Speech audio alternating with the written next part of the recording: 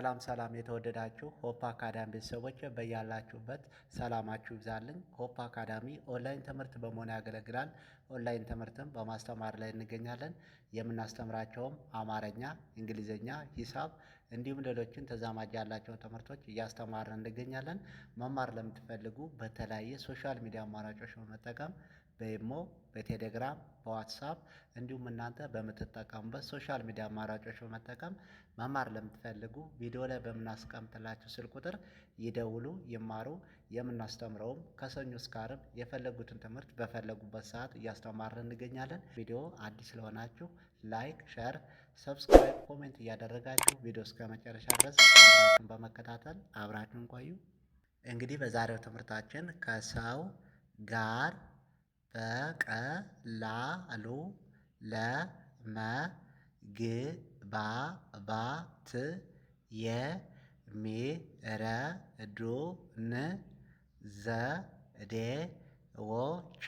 ዘዴዎች እንግዲህ ጠቅለል ስናደርገው ምንድን ነው? ከሰው ጋር በቀላሉ ለመግባባት የሚረዱን ዘዴዎች ይላል። እንግዲህ ከሰው ጋር በቀላሉ ለመግባባት የሚረዱን ዘዴዎች ወይም መስፈርቶች ምን ምን ናቸው የሚለውን ነው። ወይስ ምን ምን ነገሮችን ነው ማወቅ ያለብን? ከሰው ጋር ለመኖር ከሰው ጋር ለመግባባት ምን ምን ማድረግ ነው ያለብን የሚል ትምህርት ነው የምንማማረው ማለት ነው።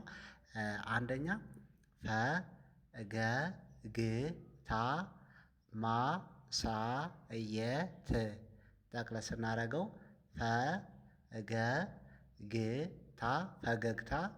ፈገግታ ማሳየት ጠቅለል ስናደርገው ፈገግታ ማሳየት ይላል። ይህ ምንድነው? አንዱ መስፈርት ከሰው ጋር በቀላሉ ለመግባባት የሚረዳን መስፈርት ምንድነው? ፈገግታ ማሳየት ነው። ለሰው ልጅ ሁሌም ቢሆን ዘወትርም ከሰው ጋር በቀላሉ ለመግባባትና ለመኖር የሚያስችለን ዘዴ ፈገግታ ማሳየት ነው ማለት ነው። ሁለተኛ ደግሞ አክብሮት ማሳየት። ጠቅለል ስናደርገው አክብሮት ማሳየት በአንድ ላይ አክብሮት ማሳየት። ይህ አንዱ ምንድን ነው? ከሰው ጋር በቀላሉ ለመግባባት የሚረዳን ወይም የሚረዳን መስፈርት ዘዴ ነው ማለት ነው።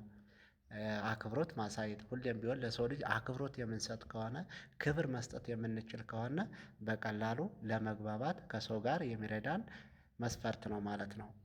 ቀጣይ ደግሞ ሶስተኛ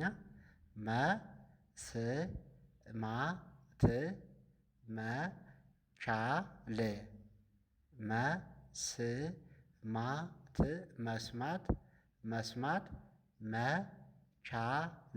መቻል። ጠቅለል ስናደርገው መስማት መቻል ይላል። መስማት መቻል ይህ አንዱ ከሰው ጋር በቀላሉ ለመግባባት የሚረዳን ወይም መስፈርት ነው ማለት ነው። የሰማነውን ነገር በጥሩ ሁኔታ ምላሽ መስጠት የምንችል ከሆነ ይህ አንዱ መስፈርታችን ነው ማለት ነው። አራተኛ ደግሞ እርዳታ መስጠት።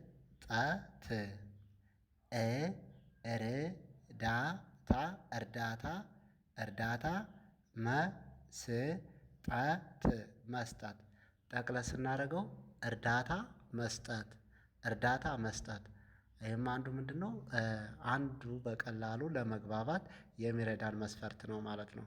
እርዳታ መስጠት የምንችል ከሆነ ለሰዎቹ በተለያየ ነገር ሊሆን ይችላል። እርዳታ መስጠት የመቻል አቅም ካለን በቀላሉ ለመግባባት የሚረዳን መስፈርት ነው ማለት ነው። ቀጣይ አምስተኛ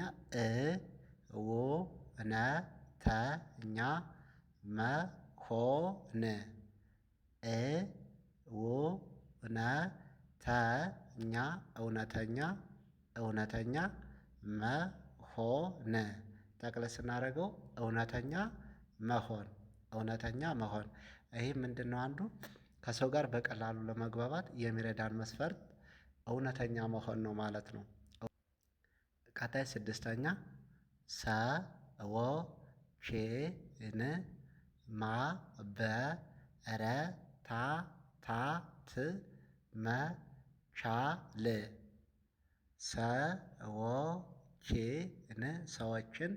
ሰዎችን ማበረታታት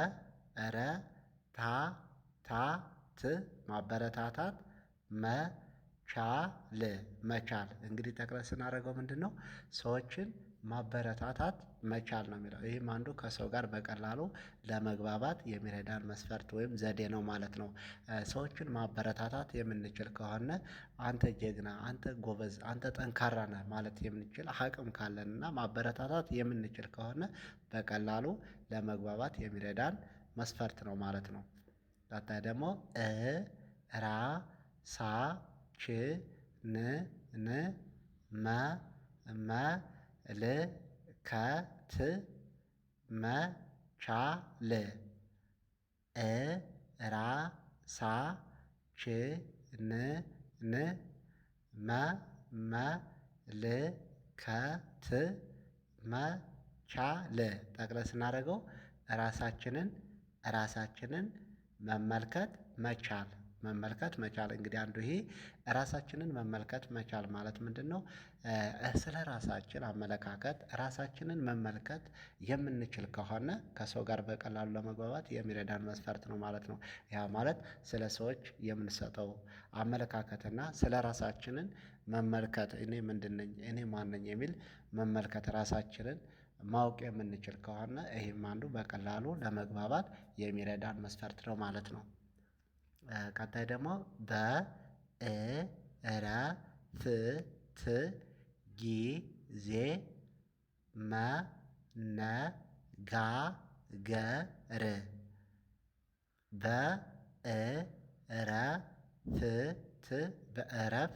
በእረፍት ጊዜ መነጋገር ጠቅለል ስናደርገው በእረፍት ጊዜ መነጋገር ይላል። ይህም አንዱ ምንድነው? ከሰው ጋር በቀላሉ ለመግባባት የሚረዳን መስፈርት ምንድነው? በእረፍት ጊዜ መነጋገር ነው። ከሰዎቹ ጋራ ጥሩ በሆነ አመለካከት ጥሩ በሆነ ሁኔታ በመነጋገር በቀላሉ መግባባት እንችላለን ማለት ነው። ቀጣይ ደግሞ አዎንታዊ ቃላት መጠቀም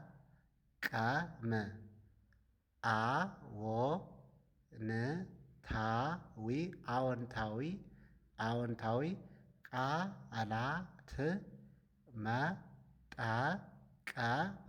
መጠቀም ጠቅለል ስናደርገው ምንድነው? አዎንታዊ ቃላት መጠቀም ማለት ይሄ አንዱ ጥሩ ጥሩ ቃላቶችን በመጠቀም እውነታዊ የሆነውን ጥሩ የሆኑ ቃላቶችን በመጠቀም ከሰው ጋራ በቀላሉ መግባባት እንችላለን ማለት ነው። ወይም ለመግባባት የሚረዳን አንዱ አዎንታዊ ቃላትን በመጠቀም ነው ማለት ነው። ቀጣይ እና የመጨረሻው ታጋሽ መሆን መቻል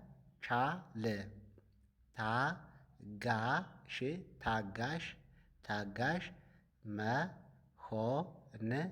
መሆን መቻል ጠቅለል ስናደርገው ታጋሽ መሆን መቻል ይሄም አንዱ በቀላሉ ለመግባባት ለመኖር ከሰው ጋርም የሚረዳን ዘዴ ወይም መስፈርት ነው ማለት ነው። እንግዲህ እንደ አጠቃላይ ጠቅለል ስናደርገው ምንድነው? ዋነኛው መስፈርቱ ከሰው ጋር በቀላሉ ለመግባባት የሚረዱን ዘዴዎች ወይም ከሰው ጋር በቀላሉ ለመግባባት ምን ምን ነገሮች ማወቅ አለብን ወይም ምን ምን መስፈርቶች ማሟላት አለብን እኛ ምን ማድረግ አለብን የሚል ትምህርት ነው። ዋናው ሀሳቡ ከዚህ ጋር አንደኛ ምን ይላል እንግዲህ ፈገግታ ማሳየት ነው። ሁለተኛ አክብሮት ማሳየት ነው። ሶስተኛ መስማት መቻል ነው። አራተኛ እርዳታ መስጠት ነው። አምስተኛ እውነተኛ መሆን ነው። ስድስተኛ ሰዎችን ማበረታታት መቻል ነው። ሰባተኛ ራሳችንን መመልከት መቻል ነው። ስምንተኛ በእረፍት ጊዜ መነጋገር ኮሚኒኬት ማድረግ ማውራት ከሰዎች ጋር ማለት ነው። ዘጠነኛ አዎንታዊ ቃላትን መጠቀም ጥሩ ጥሩ ቃላቶችን መጠቀም። አስረኛ እና የመጨረሻው ታጋሽ መሆን መቻል እነዚህን ስናደርግ በቀላሉ ከሰዎች ጋር ለመግባባት የሚረዳን መስፈርት ነው ማለት ነው። የዛሬው ቪዲዮአችን ይሄንን ይመስላል። በቀጣይ ቪዲዮአችን እስክንገናኝ መልካም ጊዜ መልካም ቆይታ